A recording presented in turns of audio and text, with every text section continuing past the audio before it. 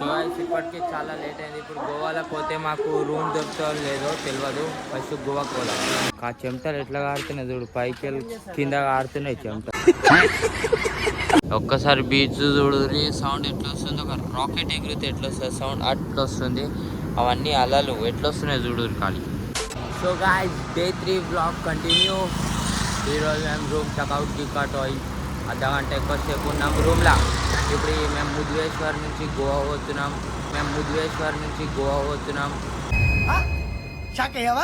నేను ఆనంద్ గాడు ఇంకటిగాడు ఆటోని పైసలు ఎందుకు వేయాలని నడుచుకుంటూ వస్తాం.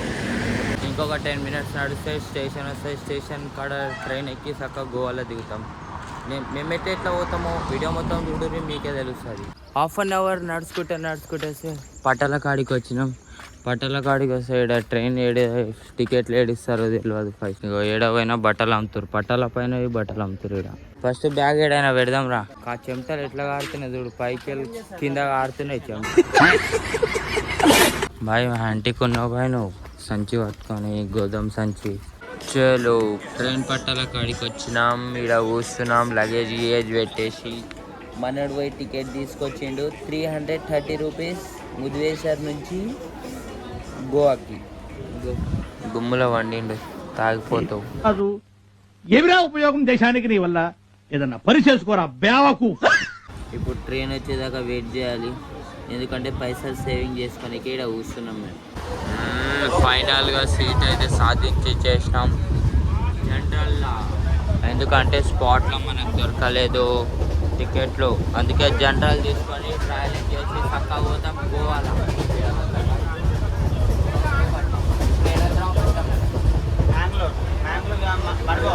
మడ్గాన్లో దిగి అంటే క్యాబిన్కి పోతాం.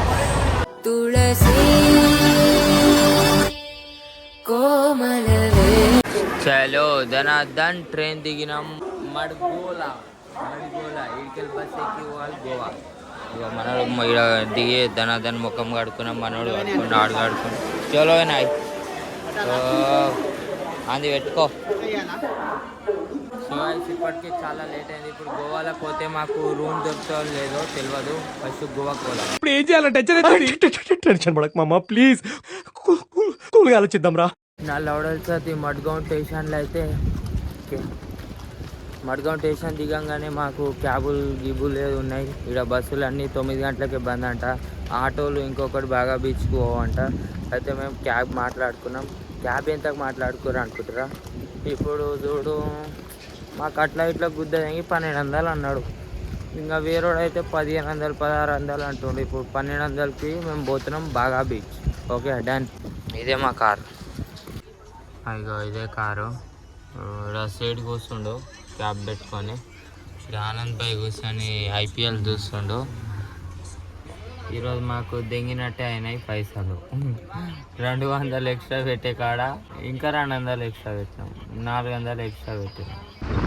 సో గాయ్స్ మన దుర్గం చెరువులో ఎట్లా ఫ్లేవర్, మన దుర్గం చెరువులో టవర్ ఎట్లా ఫేమస్, ఈ టవర్లు గోవాలో ఫేమస్.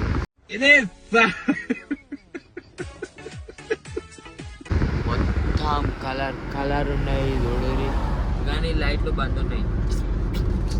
నాట్ ఫ్రెష్ లైట్లు ఉంటే అసలీ మజా వస్తుంది, అసలీ మజా. A few moments later. మసాకలు అవుతుందని హైదరాబాద్ దమ్ బిర్యానీ కనిపించిండే, తినక 4-5 డేస్ అవుతుంది. అందుకు ఫస్ట్ బిర్యానీ తింటున్నాం. బిర్యానీ తినేసి మళ్ళీ రూమ్ దోలాడాలి. 7 రూపాయలు రూమ్ రెంట్ తీసుకొని రూమ్కి మొత్తం రూమ్లోకి వెళ్ళి వచ్చినాం. బయట ఈడ చూడు మొత్తం లైటింగ్ గీటింగ్, ఆడ ఫుడ్ గిడ్డు తింటారు లైటింగ్ ఉన్న కాడ. ఒక్కసారి బీచ్ చూడు, సౌండ్ ఎట్లా వస్తుంది, ఒక రాకెట్ ఎగిరితే ఎట్లా వస్తుంది సౌండ్ అట్లా వస్తుంది. అవన్నీ అలలు ఎట్లా వస్తున్నాయి చూడు ఖాళీ. కొమ్మ ఇంకొకటి ఇక్కడేమో పోట్ కొడతారు, పోట్ ఇక్కడ. ఇంకా బ్లాగ్ కావాలంటే టుమారో.